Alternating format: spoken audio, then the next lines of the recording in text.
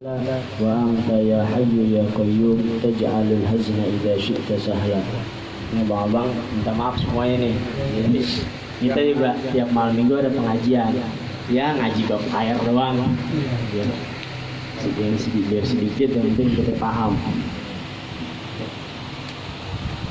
Qala al-mu'allif hadzal kitab rahimahullah ta'ala wa nafa'ana bihi fi ulumihi fid dharain. Sama-sama kita hormati Sahibul Bait serta keluarganya, semoga Allah panjangkan umurnya, memudahkan segala urusan-urusannya, Allah berikan rezeki yang banyak, yang halal, yang barokah untuk bekal beribadah kepada Allah Subhanahu wa taala. Begitu juga sama-sama kita hormati ada Ustaz Fiki dari Cakung, begitu juga ada abang-abang semua. Anak minta maaf nih kalau bahasa kita ini ikan cere ngomong depan ikan cupang nih. Jadi sebenarnya nggak pantas. Saya sebenarnya pantas bang, pantas. Nggak pantas banget ini. Ini cuma latihan doang dah gini tuh. Ilmunya banyak. Bismillahirrahmanirrahim. Pembahasan tentang rukun sholat. Kam arkanus sholat. Di sini ada berapa itu rukun sholat. Arkanus sholat arba'ata asyar. Jadi rukun sholat itu ada 14. Jadi setiap sesuatu yang kita kerjakan itu harus ada syaratnya. Kita pengen sholat harus tahu syarat-syaratnya sholat. Kita pengen masuk kerja aja harus tahu syaratnya gimana masuk kerja, bikin SIM segala macam. Begitu juga kita pengen ibadah sama Allah, kita harus tahu tentang kewajiban-kewajiban yang diperintahkan oleh Allah Subhanahu wa taala. Makanya kata ulama mengatakan as-salamatu fiddin la ya'dilu syai'. Keselamatan dalam agama maksudnya itu orang paham tentang agama tidak ada bandingannya dengan sesuatu apapun. Karena yang di Al-Quran yang dijelasin itu yang Allah angkat derajatnya di hadapan Allah itu bukan orang kaya. Yang Allah angkat derajatnya itu bukan orang yang mempunyai jabatan yang tinggi, tapi apa? Orang yang beriman kepada Allah dan orang yang paham tentang ilmu agama. Makanya sedikit kita belajar ya. Saya juga masih belajar ya. Jadi rukun sholat yang pertama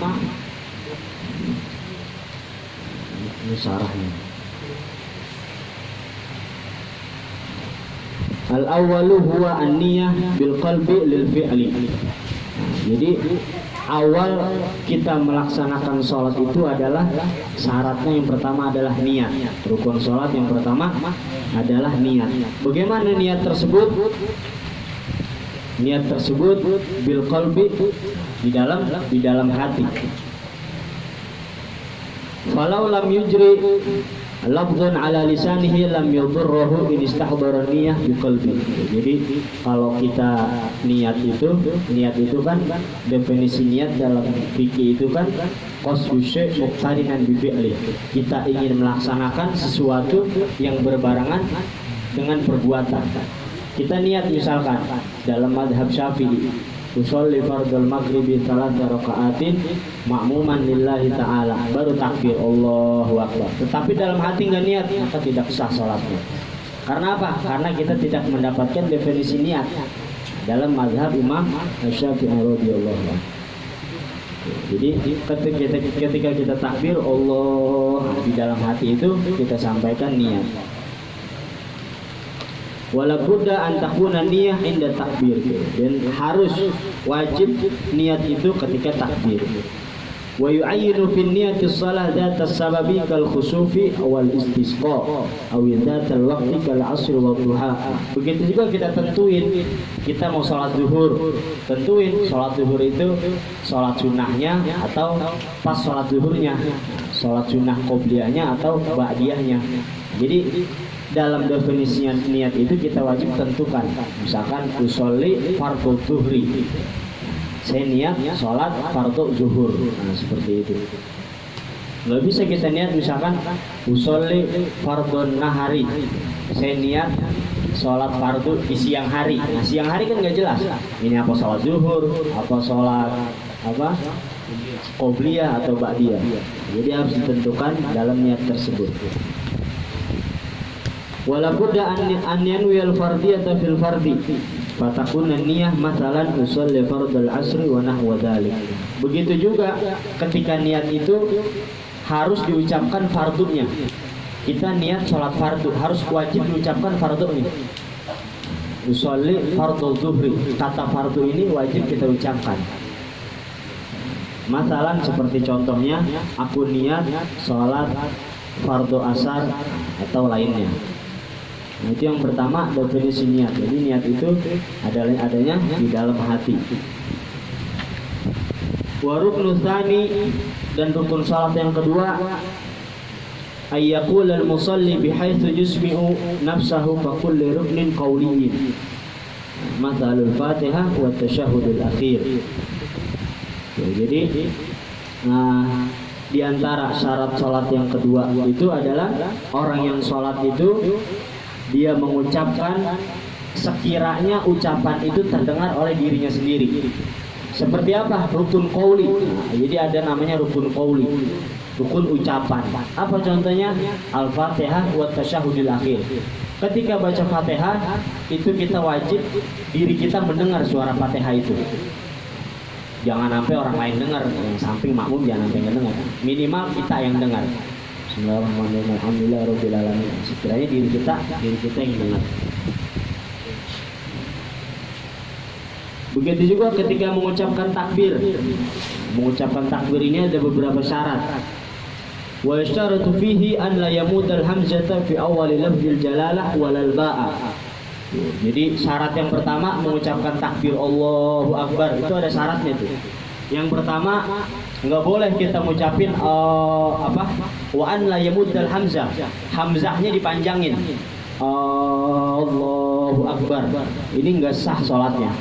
Karena apa? Hamzah pada kalimat Allah sebelum alifnya itu dipanjangin, dipanjangin, maka tidak sah sholatnya. Walal ba'a, begitu juga ba'nya. Allahu Akbar. Misalkan Allahu Akbar, ba'nya itu pada kalimat akbar dipanjangin. Akbar artinya, kalau akbar itu artinya kan gendang, suara gendang. Tapi kalau akbar beda lagi, artinya Allah Maha Besar. Wa anna yazida wawan qabla lafzil jalalah. Begitu juga nggak boleh nambah wawu di sebelum lafaz jalalah.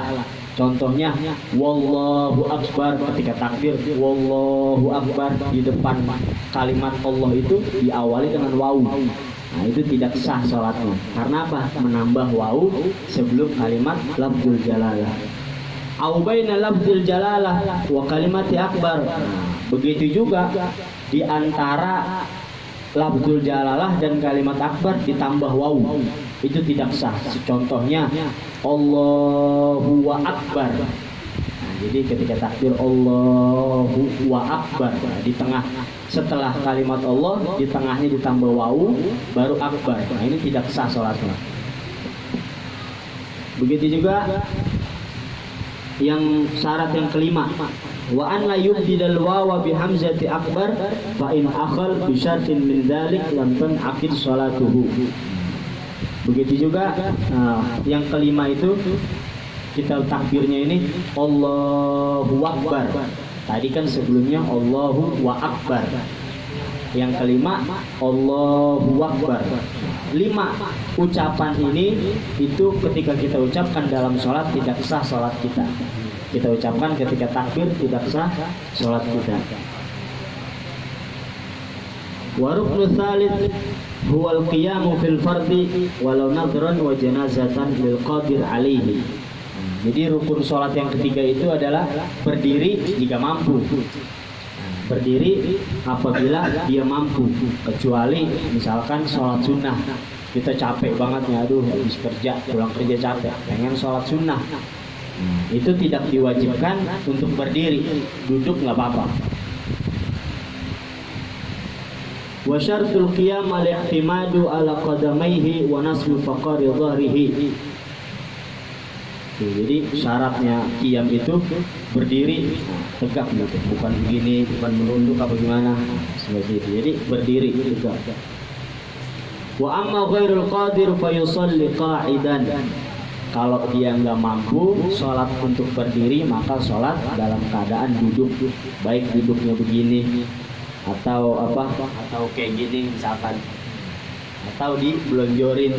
Cuman kalau bisa duduk seperti ini, kita masih mampu sholat duduk seperti ini. Tapi kita belonjorin, itu kalau kata ulama hukumnya makruh. Hukumnya makruh. Jadi kalau bisa begini, kalau bisa kayak gini tuh, begitu. Fa in ajaza fa ala jambin. Nggak bisa juga duduk sholat miring. Jadi miring nih kita nih. Misalkan sakit nih, kiblatnya ada sono, kita miring begini.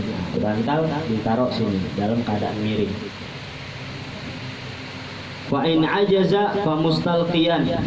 Kalau nggak bisa juga terlentang. Kita nggak bisa sholat duduk, nggak bisa sholat miring, maka sholat dalam keadaan terlentang. Dan disunahkan itu di kepala kita ditaruh bantal agar muka menghadap kiblat. Seperti itu. Kalau nggak bisa juga pakai isyarat, bahasa isyarat apa pakai mata. Nggak bisa juga pakai mata, wallahu a'lam ya. Meninggal. Sholatin dari itu waktu disolatin. Ini yang terakhir nih, rukun keempat lah. Wa ruknur rabi' huwa qira'atu suratul Fatihah lil munfaridi wal imam wal ma'mum.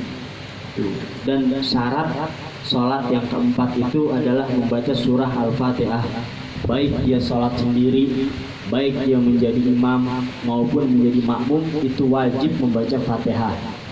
Kecuali orang yang masbuk, ya kan? Ketika imam selesai membaca surah pendek terus imam ruku, kita baru datang nih, kita langsung ruku, Allahu Akbar, langsung ruku, itu namanya masbuk. Kita dapat rukunya imam, berjajar bareng, terus berdiri bareng, kita dapat satu rakaat. Kalau ada imam sudah ruku, kita baru ruku, imam udah berdiri, kita nggak dapat daripada masbuk tersebut. Berarti kita belum mendapatkan satu rakaat tersebut dalam sholat. Wa istaratu qira'atu jami' ayatiha bil basmalah fa innaha awwalu ayatiha. Dan disyaratkan yang pertama baca Fatihah itu diawali dengan kalimat bismillah, kecuali mazhab Imam Malik atau lainnya. Kita mazhab Syafi'i ini sebelum baca Fatihah harus membaca bismillah. Bismillah itu dijaharkan. Bismillahirrahmanirrahim. Misalkan begitu.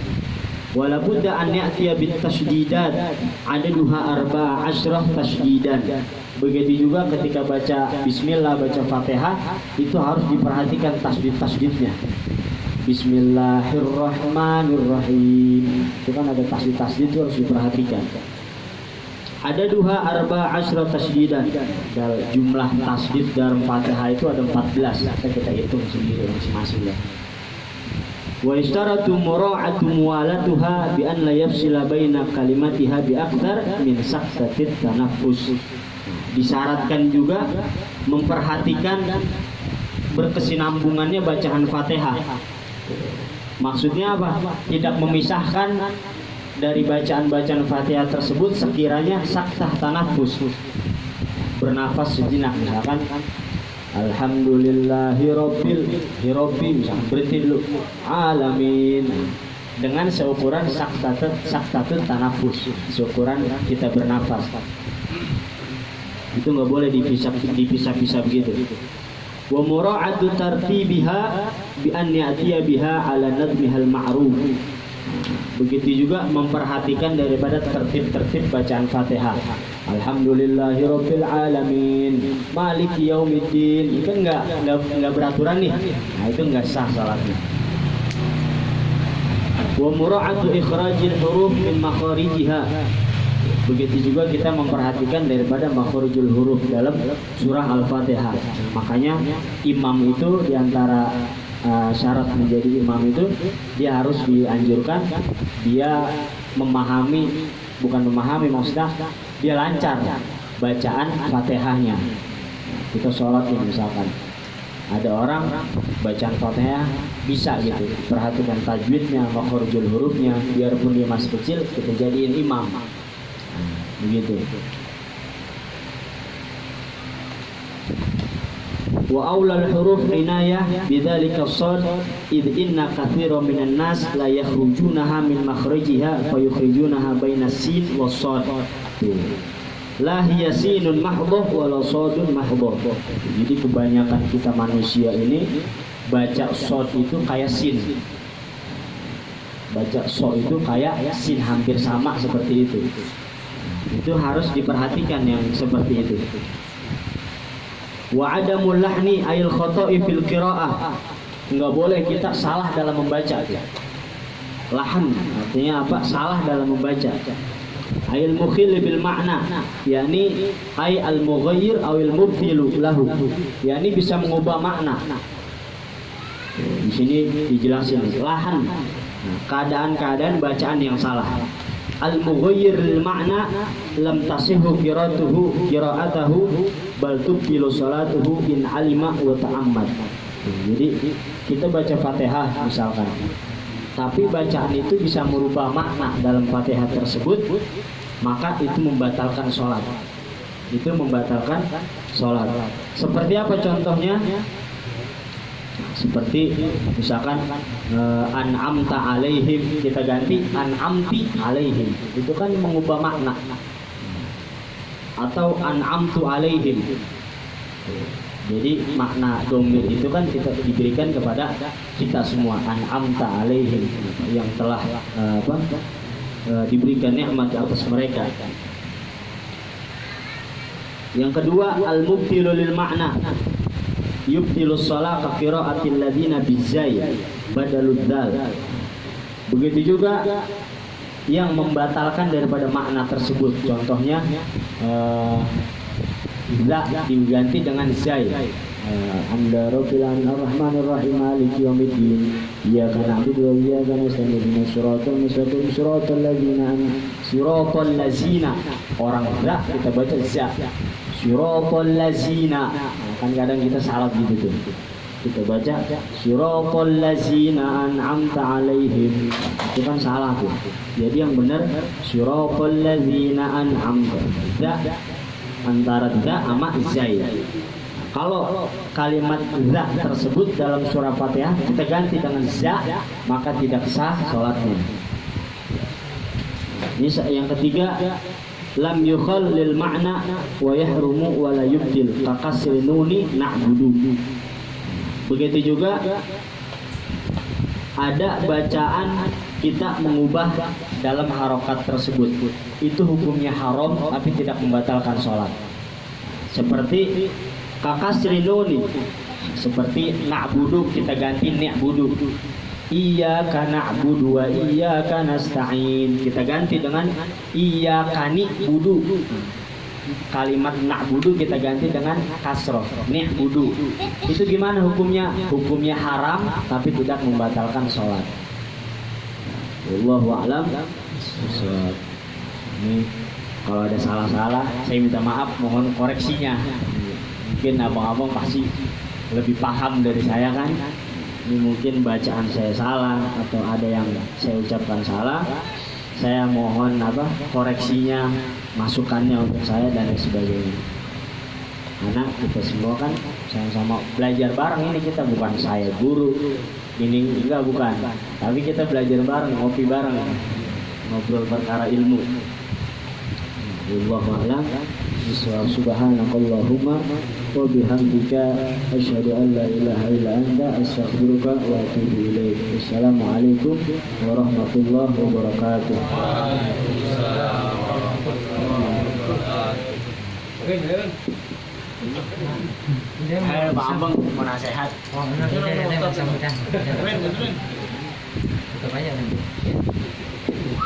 Ya Rabbana tarafna bi annana tarafna wa annana asrafna ala ladha asrafna fatub alayna tawba taghsilu kull hawba wastur lana awrati wa amin rawati liwalidina rabbi wa maulidina wal ali wal وسائر الخلان وكل ذي محبة أو جهة أو صحبة والمسلمين أجمع آمين يا ربي أسمع فضلا وجودا منا لا باكتساب منا بالمصطفى الرسول نهضى بكل سول صلى وسلم ربي عليه أزكى الحب